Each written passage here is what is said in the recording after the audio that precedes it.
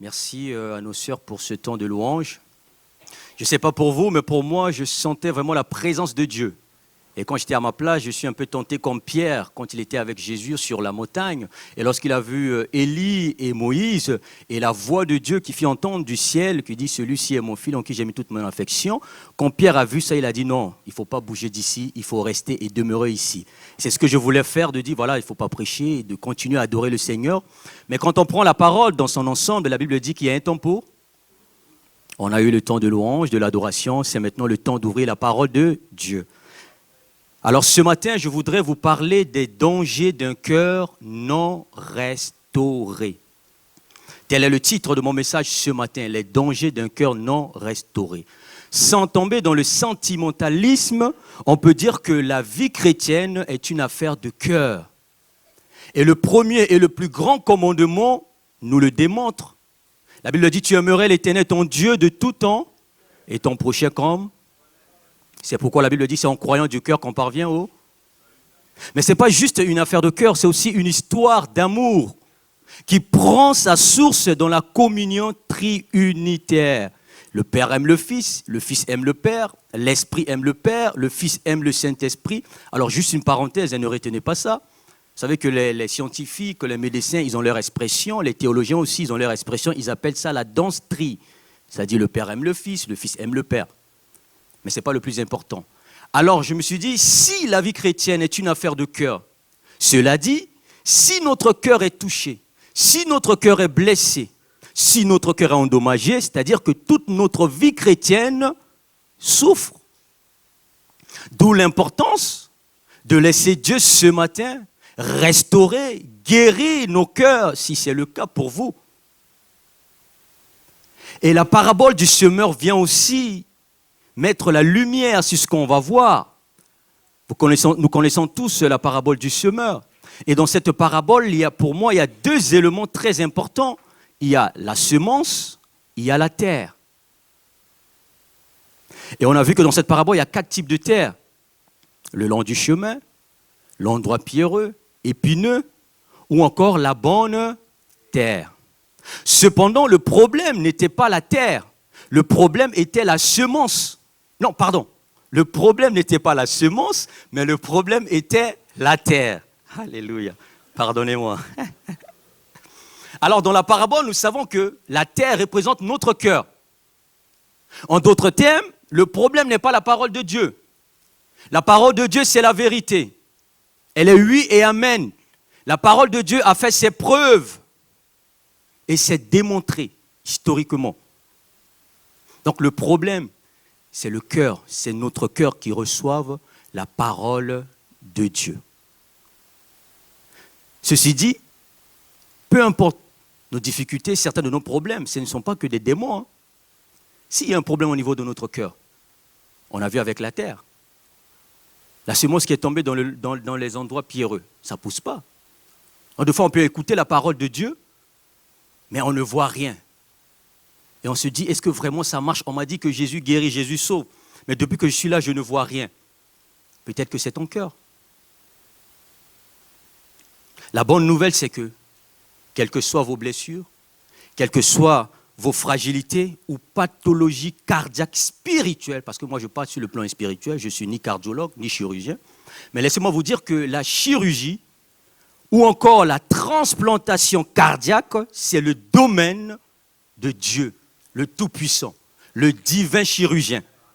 C'est sa spécialité de transformer le cœur de pierre en cœur de et de façonner des cœurs nouveaux.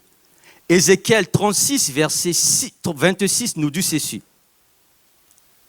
Pour appuyer ce que je viens de dire, je vous donnerai un cœur. Ah, ça c'est Dieu qui le dit. Hein. La transplantation, c'est ça. Hein. Changer ce qui ne va pas avec ce qui est bien. Et il dit, j'enlève, je vous donne un cœur nouveau. Et il continue, et je mettrai en vous un esprit nouveau.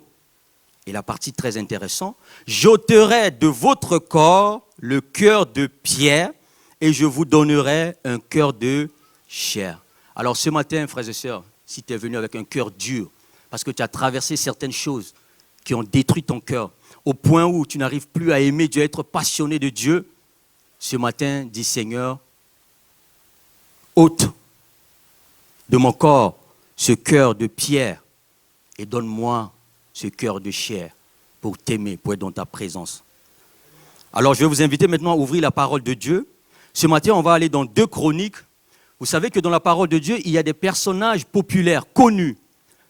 Quand je vous parle de la femme samaritaine, immédiatement, vous avez l'aperçu de sa vie.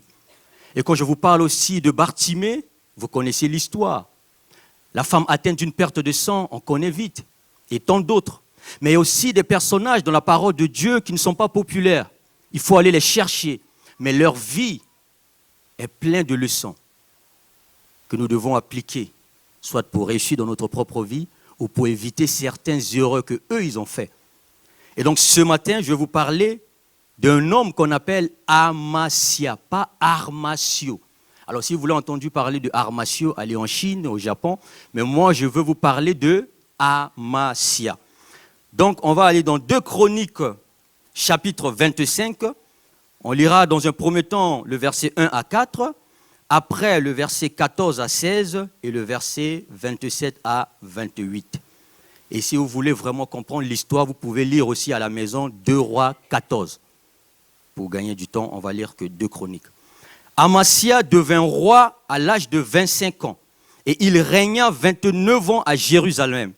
Sa mère s'appelait Joadane de Jérusalem. Il fit ce qui est droit aux yeux de l'Éternel, mais avec un cœur qui n'était pas entièrement dévoué. Il aimait le Seigneur, mais il avait un cœur partagé. Lorsque la royauté fut affermie entre ses mains, il fit périr ses serviteurs qui avaient tué le roi son père. Mais il ne fit pas mourir leur fils, car il agit selon ce qui est écrit dans la loi. Dans le livre de Moïse, où l'Éternel donne ce commandement, on ne fera point mourir les pères pour les enfants, et l'on ne fera point mourir les enfants pour les pères, mais on fera mourir chacun pour son péché. Le verset 14 à 16. Lorsqu'Amasia fut de retour après la défaite des Édomites, il fit venir les dieux des fils de Séhir et se les établit pour Dieu. Il se prosterna devant eux et leur offrit des parfums. Jusque-là, on savait pourquoi il avait un cœur partagé. Il aimait le Seigneur. De l'autre côté, il a gardé les coutumes, les traditions de ses pères et il continue à progresser dans ce sens-là. Alors la colère de l'Éternel s'enflamma contre Amasia et il envoya vers lui un prophète qui lui dit « Pourquoi as-tu recherché les dieux de ce peuple quand ils n'ont pu délivrer leur peuple de ta main ?» Comme il parlait, Amasia lui dit « Est-ce que nous t'avons fait conseiller du roi? Retire-toi. Pourquoi veux-tu qu'on te frappe ?» Le prophète se retira en disant « Je sais que Dieu a résolu de te détruire parce que tu as fait cela et que tu n'as pas écouté mon conseil. » Versets 27 à 28.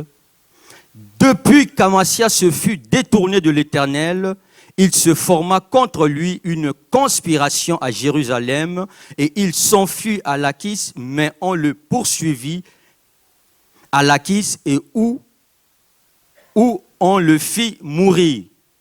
On le transporta sur des chevaux et on l'enterra avec ses pères dans la ville de Juda. Amen. Une belle histoire. Nous savons tous que la Bible dit que la fin d'une chose vaut mieux que son commencement. Mais quand nous regardons la fin de Amasia, on ne pourra pas dire que la fin de Amasia vaut mieux que son commencement. Puisqu'il a fini mal sa vie, il est mort. Alors quelqu'un me dira, mes frères, tout le monde est appelé à partir. Oui, je sais, tout le monde est appelé à partir.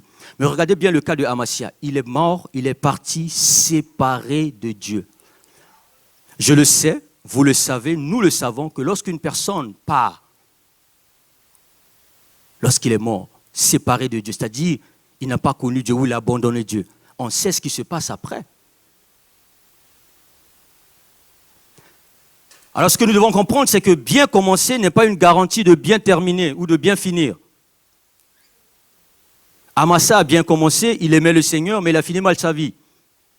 Il a fini par adorer les idoles, à désobéir à Dieu, à prendre un mauvais chemin. On peut bien commencer et mal finir, frères et sœurs. Tout comme on peut mal commencer et bien finir. On peut bien commencer parce qu'on a eu certains privilèges. Et qui dit privilège ne dit pas qu'on est plus important que les autres, mais dit simplement qu'il y a des gens, qu'il y a des personnes qui ont travaillé. Et quand on voit bien ces personnes, ils n'ont même pas eu certains privilèges. Mais ils se sont dit, la génération future, mes descendants, ils ne vont pas vivre comme moi. Et ils mettent tout en place lorsque certaines personnes s'amusent à dilapider peut-être leurs biens, à être dans les plaisirs de ce monde. Eux, ils ont eu la sagesse ou encore l'intelligence de Dieu d'épargner ou de mettre des choses en place pour que les générations futures soient bien. Alors quand on vient et qu'on a tous ces privilèges, peut-être que ce sont nos arrière-grands-parents, nos grands-parents, nos parents. Quand on a ce privilège, c'est bien. Si on est dans une famille où papa et maman aiment Dieu, où le climat, il y a l'amour, il y a la paix, quand on étudie, on comprend bien et on avance. Si on a des frères et sœurs qui aiment le Seigneur, avec qui on n'a jamais discuté, eu de problèmes, peut-être c'est votre cas, on est bien, on avance bien, et quand on part à l'école, on est bien dans notre peau. Mais cela ne veut pas dire qu'on va bien finir, parce que la vie, elle n'est pas linéaire, il y a des courbes. Et on est appelé à faire des choix, à prendre des décisions. Et si on laisse rentrer dans notre vie des mauvaises personnes, malheureusement, quel que soit ce privilège, on peut finir mal. La vérité, c'est que vous et moi, on a eu un grand privilège. Jésus, le Sauveur, il est venu à la croix. Il a donné sa vie pour nous tous. Mais malheureusement, certaines personnes n'iront pas au paradis. Pas parce que le Père ne veut pas, mais à un moment donné, ils ont fait les mauvais choix. Ils ont pris de mauvaises décisions qui les ont éloignés de Dieu. Donc, frères et sœurs, bien commencer ne veut pas dire qu'on va bien finir. Par contre, on peut mal commencer et bien finir. On peut mal commencer, contrairement à l'autre, on n'a pas eu certains privilèges. On n'est pas né dans une famille où papa et maman aiment le Seigneur. Peut-être on est né dans une famille où papa il est Michael Tyson, maman aussi ne laisse pas la faire, et le foyer devient un ring de boxe. Et c'est compliqué d'apprendre dans ces circonstances. C'est difficile. Et quand on part à l'école, on ne s'en sort pas. Pas parce qu'on n'est pas intelligent, mais l'environnement ne nous permet pas. Vous savez, quand Dieu a créé l'homme, il a tout créé avant de créer l'homme. Pourquoi ? Parce qu'il veut que l'homme soit bien, que vous et moi nous soyons bien. Et ce qui m'a toujours marqué, c'est que l'homme a été créé à l'image, sur la ressemblance de Dieu. Alors quand je vois souvent les parents qui attendent des enfants, l'enfant n'est pas encore là, mais qu'est-ce qu'ils font ? Ils préparent la chambre, ils achètent des lits, ils mettent tout. Et souvent quand je vais dans des maisons et qu'on me fait visiter la chambre de nouveau-né, je vois tout, je me suis dit, mais est-ce qu'ils comprennent tout ça ? Mais les parents, c'est juste que voilà, il faut que l'atmosphère, il faut qu'il soit bien, il faut que l'environnement, quand ils tournent, quand ils pleurent, ils voient les lumières, ils disent waouh, c'est mieux que quand j'étais dans le ventre de ma mère. Alors le point important, c'est notre cœur. Je peux bien commencer, mais si j'ai un mauvais cœur, un cœur corrompu, eh bien je finirai mal. Je peux mal commencer parce que je n'ai pas eu certains privilèges. Mais si j'ai un bon cœur, et que je dis non, je ne me laisserai pas faire, quelles que soient les situations, je ne vais pas finir délinquant, je ne vais pas abandonner Dieu, je vais continuer à persévérer, je vais rester fidèle, je vais aller jusqu'au bout. Et quand la grâce de Dieu, qui est un levier de vitesse, un accélérateur, quand ça nous prend, ça va nous propulser. Lorsque Dieu va mettre des grands frères, des grandes sœurs à notre côté pour nous guider, pour nous encourager, et oui, on peut rattraper le temps. Là, on parle du cœur. Moi, je considère le cœur comme un laboratoire ou encore comme une usine. Vous le savez bien, dans l'un comme dans l'autre, on produit, on fabrique quelque chose destiné soit aux soins, soit à la consommation. Le drame, c'est que dans l'un comme dans l'autre, on peut produire de bonnes choses comme de mauvaises choses. N'est-ce pas pareil pour notre cœur ? N'est-ce pas que dans notre cœur, nous produisons aussi certaines choses, certains éléments, les émotions, les sentiments qui naissent de notre cœur? C'est pourquoi la parole de Dieu nous dit, c'est du cœur que viennent les mauvaises pensées, les meurtres, les adultères, les impudicités, les vols, les faux témoignages, les calomnies. Alors si c'est du cœur que viennent les mauvaises choses, c'est de ce même cœur que viennent les bonnes choses. L'humilité, l'amour, la joie. Tout ça, ça vient de notre cœur. Et nous le produisons dans notre cœur. Vous savez, souvent, il y a certaines personnes qui me trouvent bizarre. Je vais discuter avec quelqu'un, je lui ai dit, si quelqu'un est ivre et qui me dit quelque chose, je note quand même. Il me dit, mais toi tu es bizarre. Je dis oui. Parce qu'il y a des gens, ils n'ont pas le courage de dire certaines choses. Ils peuvent boire pour avoir le courage. Alors si tu es un homme, une femme est spirituelle, les petits détails, il faut en tenir compte. Je note et puis j'essaie de réfléchir à la lumière de la parole de Dieu par l'aide du Saint-Esprit. Est-ce que vraiment c'est l'ivresse ou c'est lui? C'était juste une parenthèse. Alors, si c'est du cœur que viennent les mauvaises pensées et les bonnes pensées, nous comprenons bien maintenant Proverbe 4, verset 23 qui dit « Garde ton cœur plus que toute autre chose, car de lui viennent les sources de la vie. » Il s'agit là d'une injonction, un commandement, un ordre venu du Seigneur, biblique en plus, bien connu, mais sans doute peu observé, et je dirais même mal compris. Voyez-vous, Dieu dit quelque chose, mais nous sommes responsables de ce que Dieu nous dit. Et comme j'ai l'habitude de dire, Dieu n'a pas créé des robots, il a créé des êtres humains, à son image, selon sa ressemblance. Il nous a donné la capacité de réfléchir, la volonté. Et donc, quand Dieu nous dit quelque chose, il est de notre devoir de réfléchir, de chercher à comprendre ce que Dieu nous dit. Il est écrit noir sur blanc, garde ton cœur. D'autres versions disent, veille soigneusement sur ton cœur. C'est bien. Et très souvent, en tant que grand frère, grande sœur dans la foi, quand il y a des nouveaux convertis qui viennent, on leur dit, gardez votre cœur.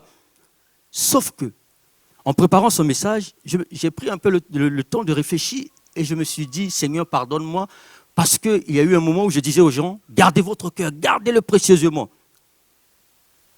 Mais il y a quelque chose que nous devons faire en amont. Par exemple, vous tous ici, on a chez nous un réfrigérateur ou congélateur. Le réfrigérateur sert à garder des choses, des aliments, à conserver. Mais avant de mettre quelque chose dans le réfrigérateur, avant de garder ou de conserver, qu'est-ce qu'on fait?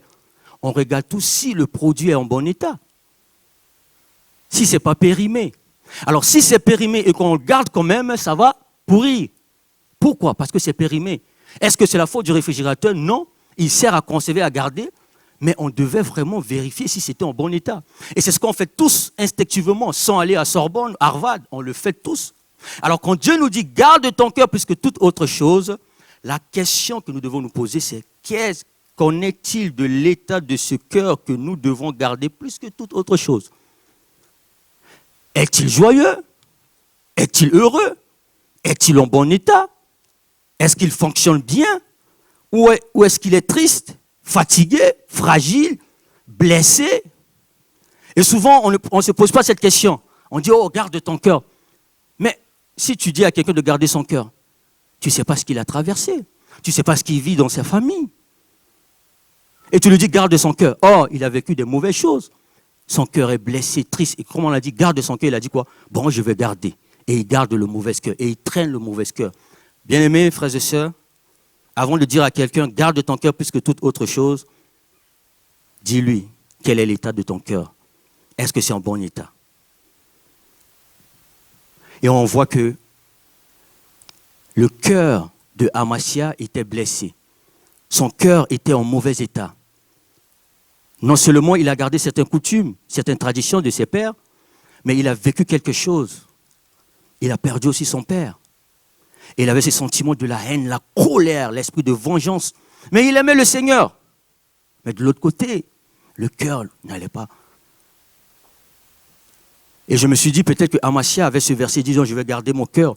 Mais je suis sûr que celui que je sers, le Père, le Créateur, avait mis le doigt pour dire « Mon fils, vois l'état de ton cœur. C'est pas bon. Ne traîne pas ce cœur. Ne garde pas ce cœur. Mais laisse-moi d'abord guérir et restaurer ton cœur. » Mais Amasia ne voulait pas.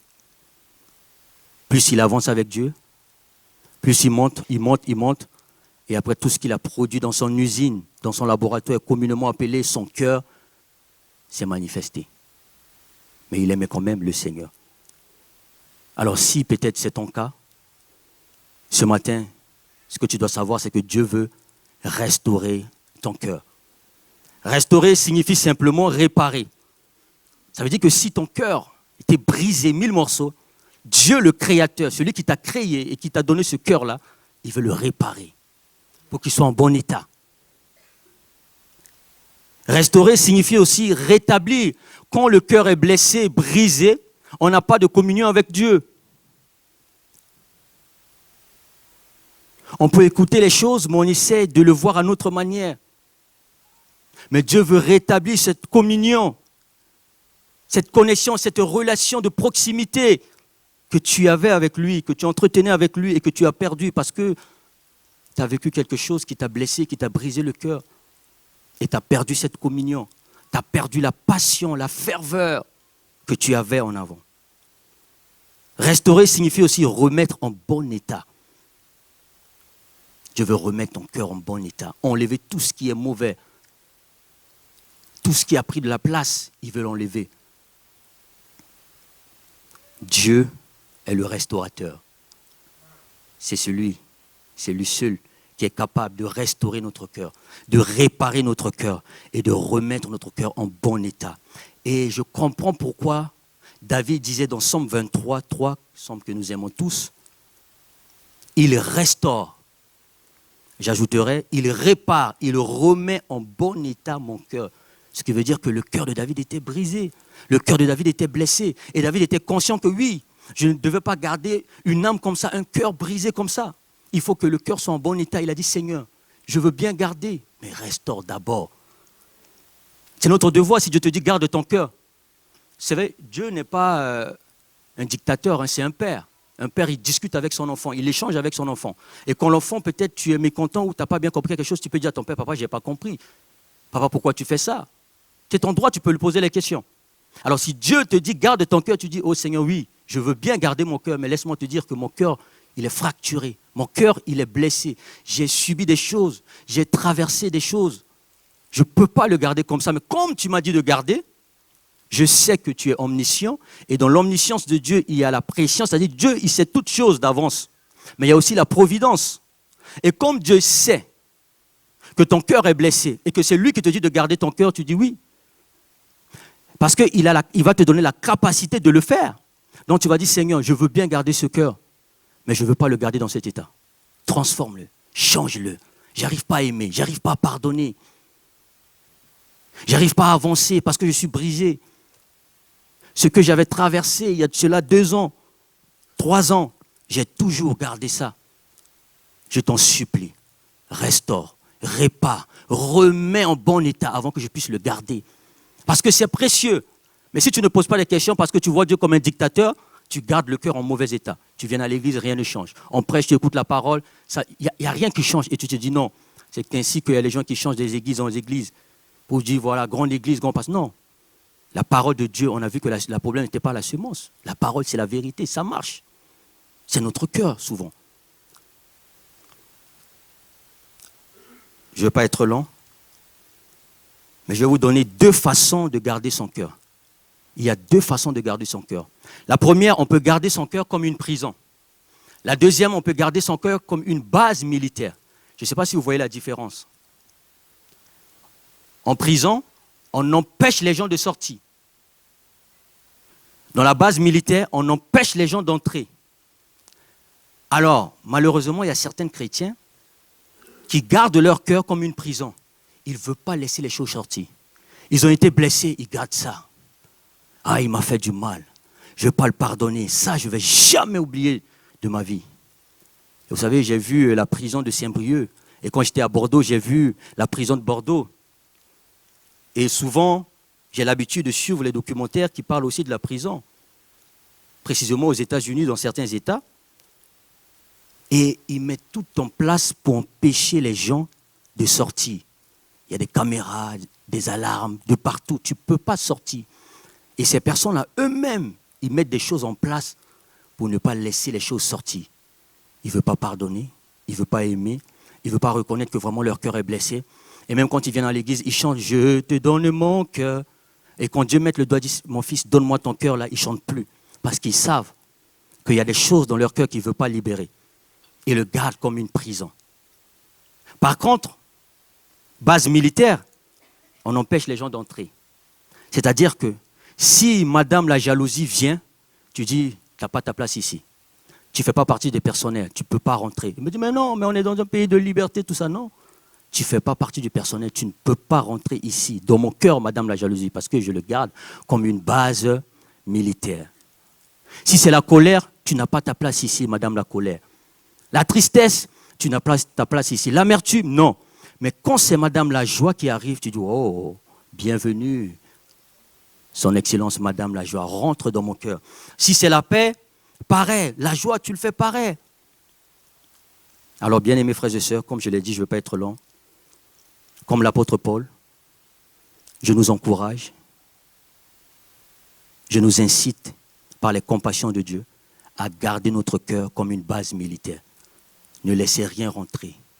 Alors si peut-être qu'il y a des années, tu as traîné un cœur qui n'était pas en bon état, mais peut-être que voilà, tu ne comprenais pas tout, tu as dit, garde ton cœur, et tu as gardé ce cœur pendant longtemps. Et si tu es conscient, que tu reconnais, tu sais qu'il n'est pas en bon état, dis Seigneur, répare mon cœur. Rétablis cette communion que j'avais avant avec toi et que j'ai perdue. Remets en bon état mon cœur et donne-moi la capacité de le garder. Alléluia. On peut éclairer nos têtes, on va prier, s'il vous plaît. Seigneur, je te rends grâce, je bénis ton Saint-Nom. Merci Seigneur pour ta parole, car je sais que Seigneur, tu ne parles pas en vain. Tu parles pour un but. Et je crois que Seigneur, tu vas toucher les cœurs, tu vas restaurer, tu vas réparer, tu vas rétablir la communion, la connexion Seigneur, avec tes enfants. Tu vas remettre en bon état les cœurs qui ont été brisés, meurtris Seigneur, parce que tu es le divin chirurgien. Merci Seigneur pour le cœur nouveau que tu vas donner. Merci pour la restauration de mon frère, de ma soeur. Que la gloire et l'honneur te soient rendus Seigneur. Ne laisse personne finir comme Amasia, séparé, éloigné de toi Seigneur. Mais que tous reviennent dans ta maison. Que tous Seigneur t'aiment. Que tous Seigneur te cherchent de tout leur cœur Seigneur. Accorde-nous la grâce de garder notre cœur comme une base militaire Seigneur. De ne rien laisser rentrer Seigneur. Les mauvaises choses, la haine, la jalousie, l'envie, tous ces choses, la cupidité, l'avidité, toutes ces choses, Seigneur, mais que nous ayons un cœur heureux, un cœur passionné, un cœur aimant, Seigneur. Que la gloire et l'honneur te soient rendus. À toi toute la gloire, notre Dieu. Amen.